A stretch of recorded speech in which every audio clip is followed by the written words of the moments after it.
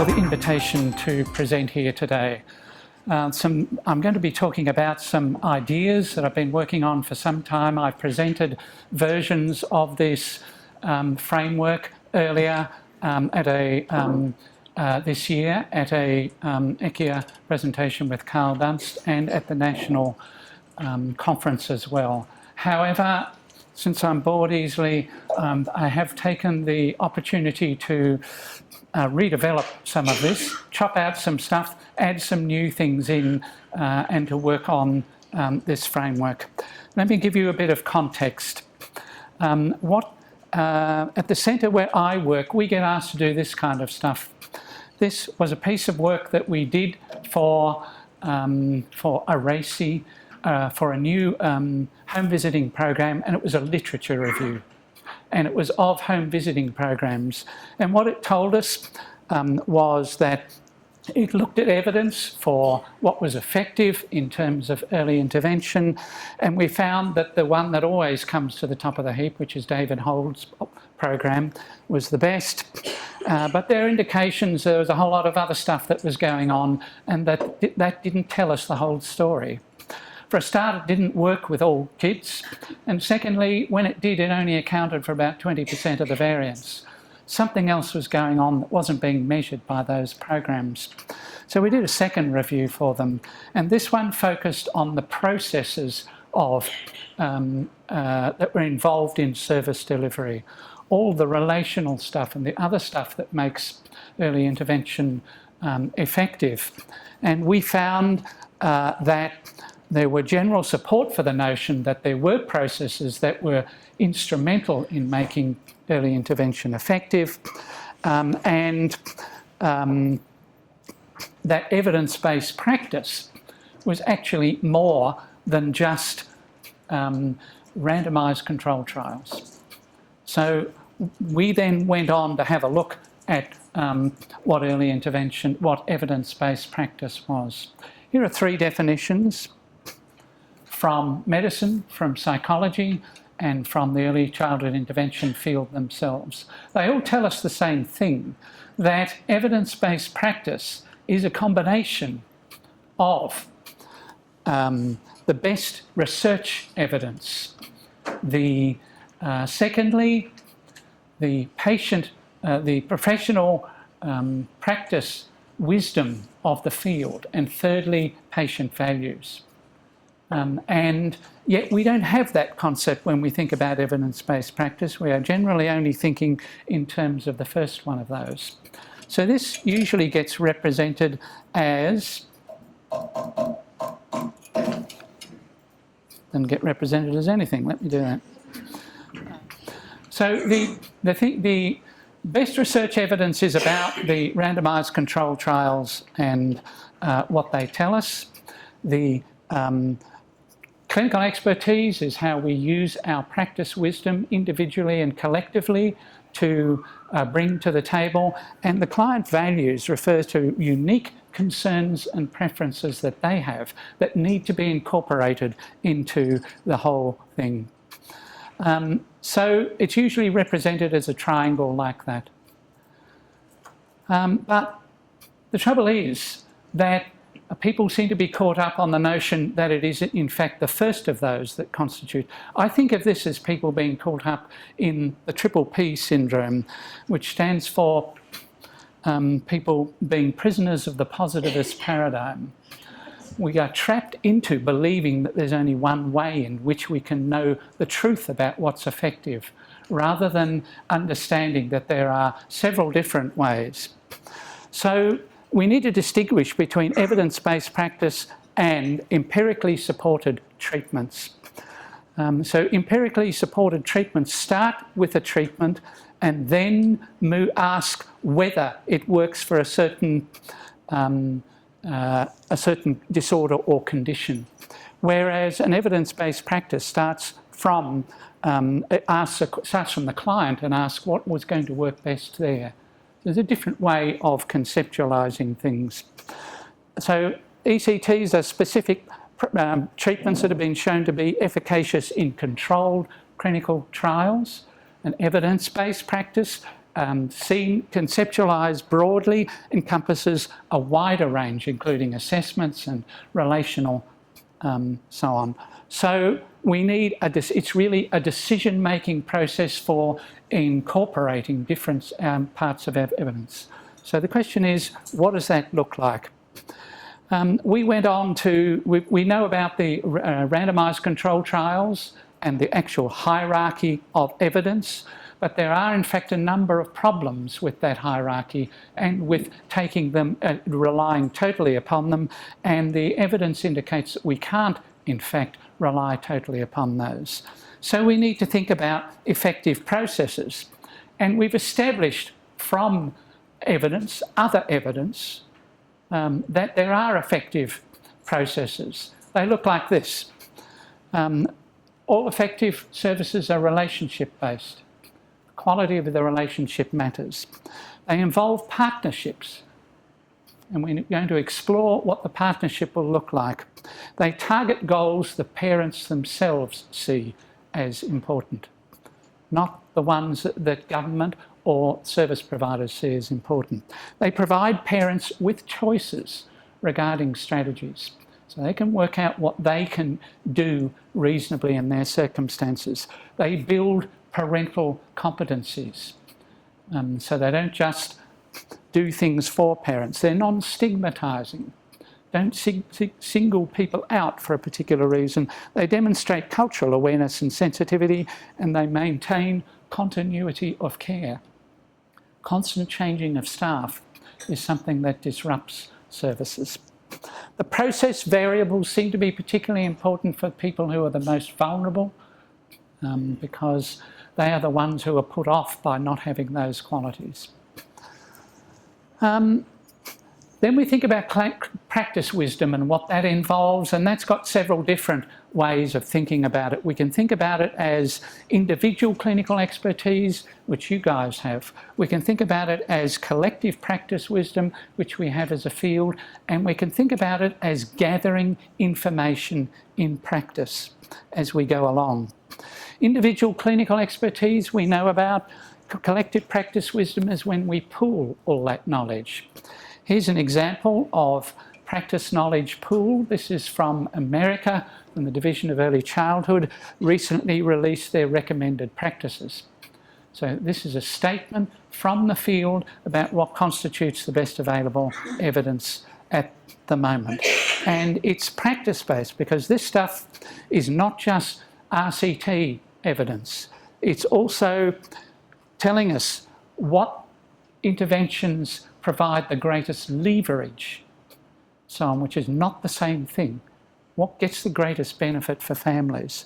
Supported by research, represents the breadth, observable, not disability specific. Those are the criteria they used in selecting these particular evidence. So that's different from an RCT-based kind of list of evidence-based programs. This is much more a genuine evidence-based rather than the EST version.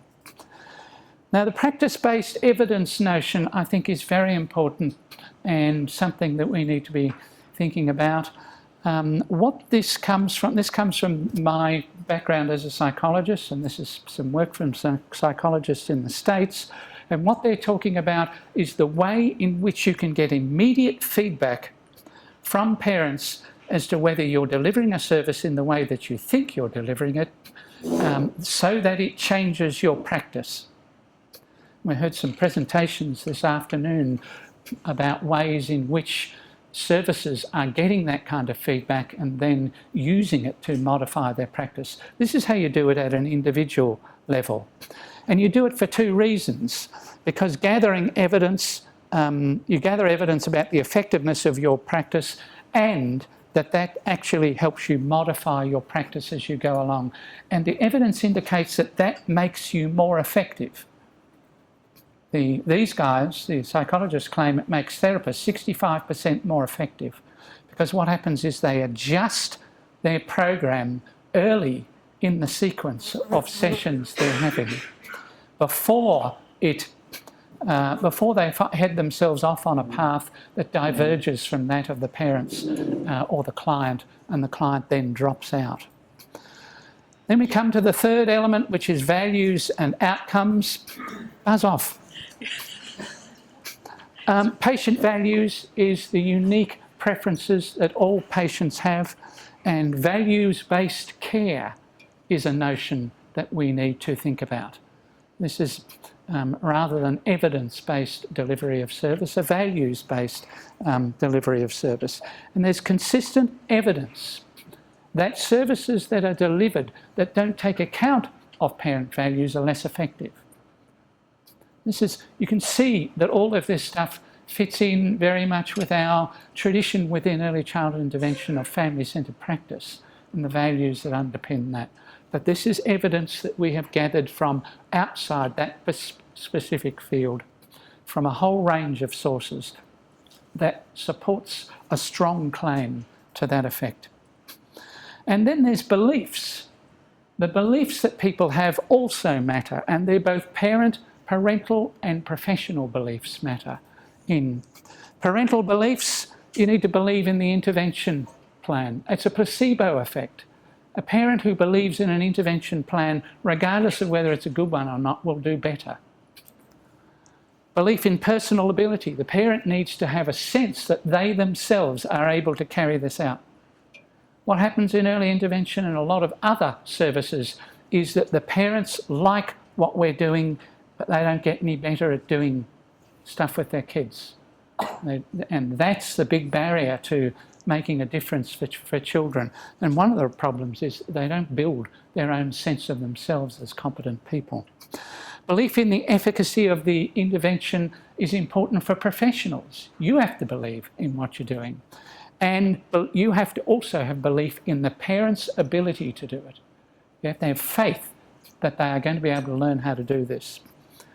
So what this suggests to me is that we've got to get away from the notion that is we are being the championed of the notion that that implementation fidelity or program fidelity is all that we have to worry about. So we have a movement at the moment, a strong movement on behalf of implementation science. It's a very important movement. It's very valid when you're dealing with an evidence-based program. What it means is you have to deliver it in the way that it was designed for. But there are problems with it when we come to rely on it only because it's not the only form of fidelity that we have to take into account. So my argument will be we need three forms of fidelity. We've got programs, we've got processes, and we've got values. And so what we need are three forms of fidelity that correspond to those three things.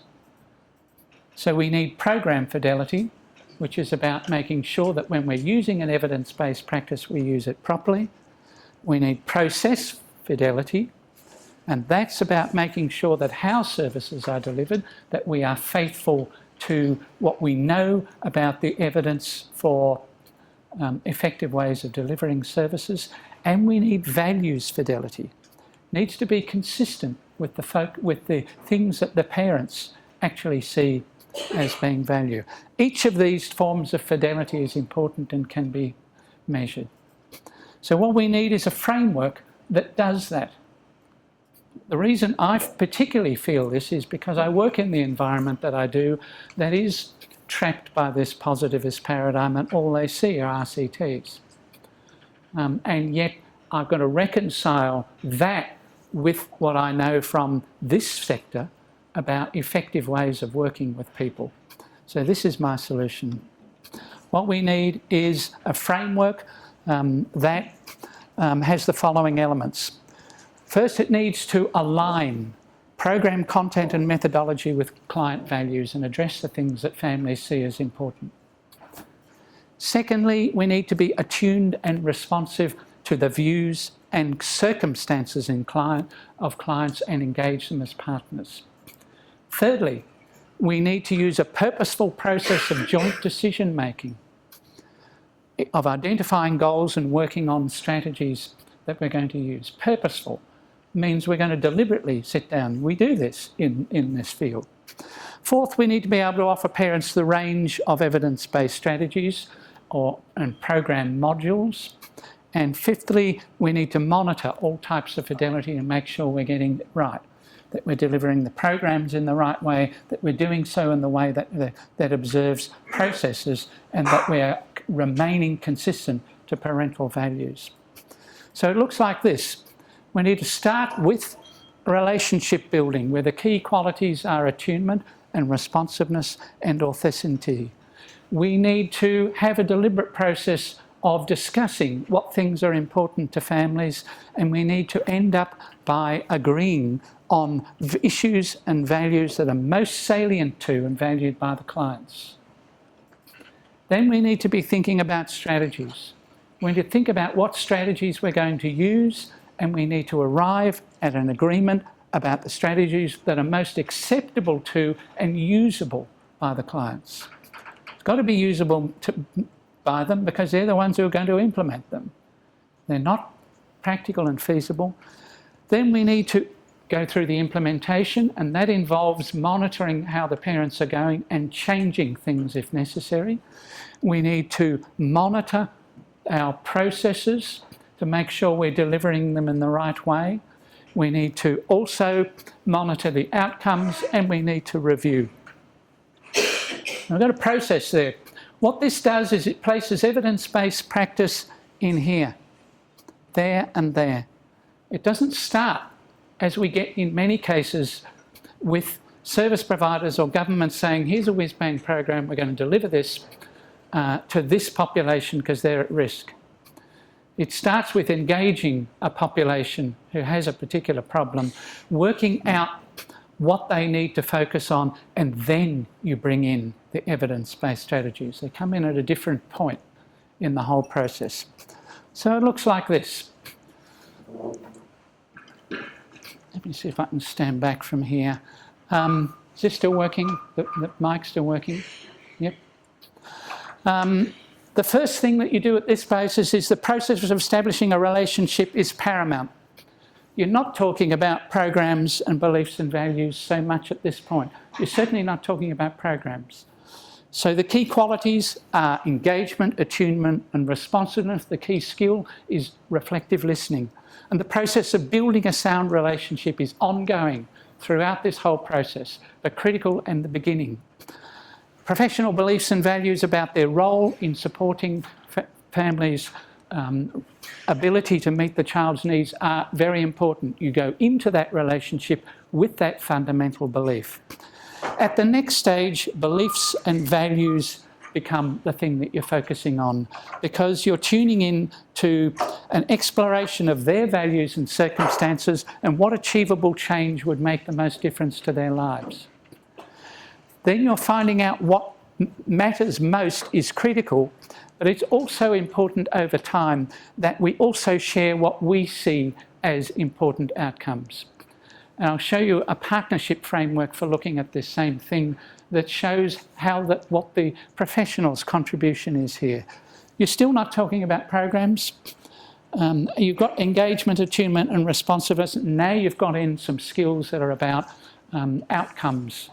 And at the third stage, beliefs and values, we're trying to help families settle upon outcomes that they value and that they would like to address.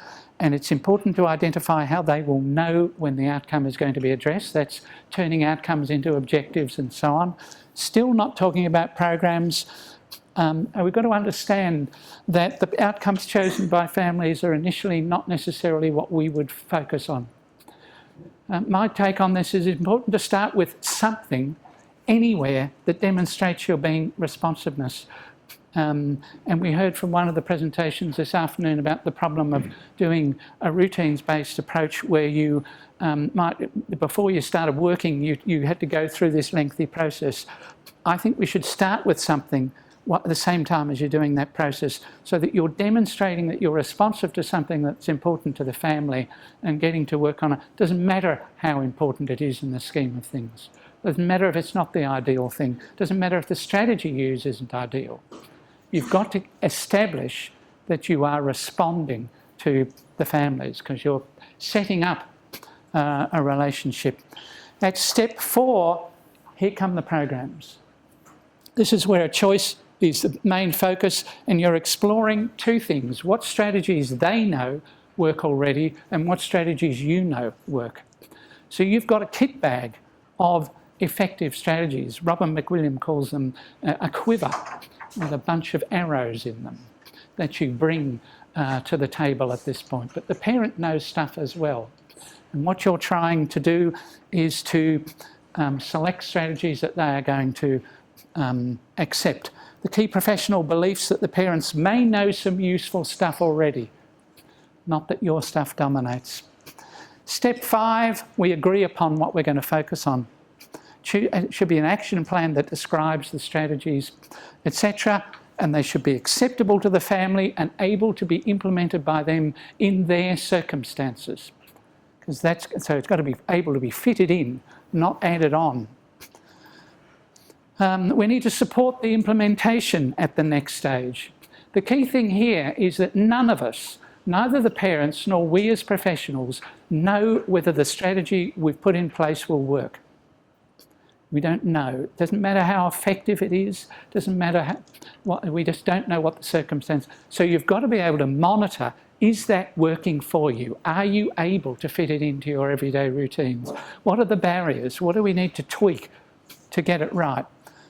So are the strategies able to be implemented then we've got to monitor the processes. We've got to review the partnership. We should be seeking feedback as to whether we're still in tune with the parent. Are we listening to them? Is there still the stuff they want to work on? The key question is whether the strategy is able to be implemented and everyone contributed as planned, and whether we are still in sync with one another. At level 8, we are looking at measuring the impact. So this is where all our tools for finding out whether the program made a difference. And at level 9, we're up to reviewing the whole program and reflecting upon it. And driving through all of this is the importance of building parental competencies, confidence and belief. That's a tremendously important part of this, since they, as we well know, are the ones who have to implement this work. So this model, it's presented as a series of steps, but it's a schematic representation only.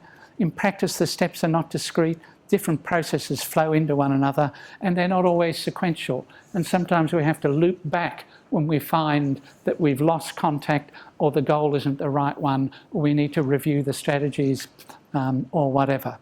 The heart of the framework lies the partnership relationship. And this is the medium through which practical help is. And building and maintaining that partnership is central to the work we do. So I'll try to have a go at, this is the new bit, parent-professional partnership at level 1 is about developing a shared trust and commitment. Partnership is essentially about bringing two people, bringing stuff to the table. And we lose sight of, some of the time, what the parent can bring to the table, and other times we lose sight of what the professional brings. So what does the parent bring? To this first stage, they bring expectations of a relationship, which mightn't be a helpful one. They might expect us to do all the work. They bring attitudes and beliefs, values and preferences, and they've got the particular challenges they're facing. The professional brings attitudes, beliefs and values about their role and about the parent's role. A commitment to working in partnership, and they've got a set of skills at this stage are relationship building skills. So I wondered where do the parents' stuff come from? What do they bring? They've had their own experiences of being parented, which shapes what they bring to this, and previous relationships with services. If other services have treated them as passive recipients of expert advice, that's what they bring to this. And they've got supports, personal supports from a partner and so on, and social networks and other parents, which may or may not be in place or may not be helpful. What has the professional got? We've got our own personal history, which can sometimes interfere with some of the work we do with parents. We've also got training. We might have done the excellent ECIA counselling course, or the family partnership training, or something that gives people skills in the relationships you need. We've also got our own personal support network, important for our sanity, and management and colleagues, supportive or not as the case may be, and ongoing professional development. All of those support us bringing that to the table. Outcome selection, I've run stages 2 and 3 together. What we're after is reaching a common understandings and a shared agreement about priorities and desired outcomes. What do the parents bring? Expectations about what can be achieved. They don't have as broad a notion as we do about what can be achieved for their kid. We've got a notion about inclusion and that's based upon the whole journey. The parent just thinks about the individual thing that's focusing on them now. Parenting and family and parenting challenge, values and preferences, etc. The professionals brings knowledge of disabilities and intervention strategies, a dual focus on, these are the wrong terms, lower order and higher order outcomes, and decision facilitation skills. We've got skills in helping parents make a commitment. Where do parents get their stuff from? Family and cultural background shapes their expectations. Level of knowledge about disabilities and services, their family circumstances, and again, their personal support stuff. The professionals, we've got disciplinary knowledge that helps us know what might be possible. And we've got training in family-centred practice, in coaching, in motivational interviewing, and so on. I'm trying to work towards a model where we can specify what each of these stages looks like and what kind of training we might need. And we've got the multidisciplinary team assessments. Child and family, I'm not saying anything at this stage about who's doing this particular work. It may be a key worker who's doing this, but they've got the benefit in thinking about outcomes of multidisciplinary assessment and their own agency resources, etc. Lower order, what I'm referring to here is parents have their own stuff. We have our higher order things which are to do with what we'd like to see ultimately that this child achieves, that the child has improved functional skills that enables meaningful participation, that the parents and family have increased ability to meet their needs, etc. So we've got some higher or meta order goals that we keep in mind, and the parent has an immediate kind of goal which has to do with communication or toileting or family functioning or whatever it is. And we focus on that, but with these in mind as well. We keep that dual focus. Strategy selection, what we're after is agreement on strategies to achieve desired outcomes in ways that build family strengths. So what does the parent bring? Expectations of their role again. Who's going to do the work? Beliefs in their competence that can get in the way of them doing it properly. Strengths and competencies, stuff they already know how to do but don't realise are strengths and competencies. They know their own family circumstances better than we can. That's their expertise. They know what's been tried. The professional brings knowledge of evidence-based practices. That's where our kit bag of evidence-based strategies comes in. Our commitment to building parental capacity. Or the whole lot of stuff in there about how do parents change? How do we help them get better at things? Motivational skills. So the sources, personal history, etc., training, and so on. 7, joint monitoring of implementation. The parents got to believe in the intervention. They've got values and preferences. Their adaptability and persistence in using a strategy is important, and the challenges they face in doing so in everyday circumstances. What professionals bring are motivational skills, and now we're into how do you support people in doing something different, flexibility and creativity, evidence-based practices, etc. The personal mental, physical health of the parent affects their ability to carry out some of this stuff, as well as the challenges of their family. 8 and 9, joint measuring of changes achieved. The parents bring values and preferences, and evolving understanding of what can be achieved. So we're hoping that they will change in this and get a greater sense of what is possible for their kid and their family. And their family circumstances will change. The professional brings skills in outcomes-based evaluation and review, knowledge of what else is possible. We know what the next stages might be. Strength-based perspective, trying to help families reflect upon what they've done and realise what sort of progress they've made. The sources, the parental growth in self-belief, in self-confidence and growth in their actual skills. That's what they're bringing to this phase, etc. So this process begins with engagement and tuning into family values rather than with professionals deciding what we should be doing for the family. Evidence-based programs and strategies have an important role to play, but always in the context of family values and priorities. Information about such programs is not introduced until a partnership has been established and the professional has understood family values and circumstances. And the process allows for constant adjustments to be made. It's not assumed that the strategies will always work as intended, and we assumes that there will need to be some kind of modifications. This is a strength rather than a weakness. We need to know when we're failing, not when we're succeeding. That's the message you always get from evaluation. Don't ask questions that get people to tell you you're doing a wonderful job. Ask specific questions that target whether there is something that you could be doing that will make your service better. Service framework is generic. I've framed it in terms of a home visiting program with particular thought from early childhood intervention, because that's my background. But it is a generic program that could be used in other early intervention, other home visiting settings. Whatever the context, the use of this framework should maximise clients' take-up of service. And it is the take-up of service which is critical. Families, if they don't take up what we offer, we are less effective. Doesn't matter how skilled we are and how evidence-based our programs are. Ultimately, the family has to implement it, so take-up is critical. I think this stuff is useful.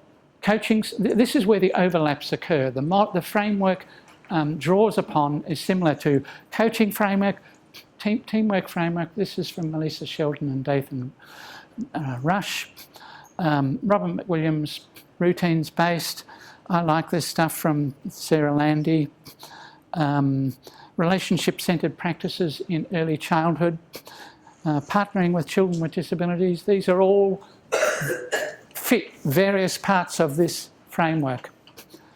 Motivational interviewing for the psychologists among you has got a whole series of things in it that I think fit the framework. And they're very useful because it focuses particularly on change. And this stuff from Scott Miller is about how you get feedback.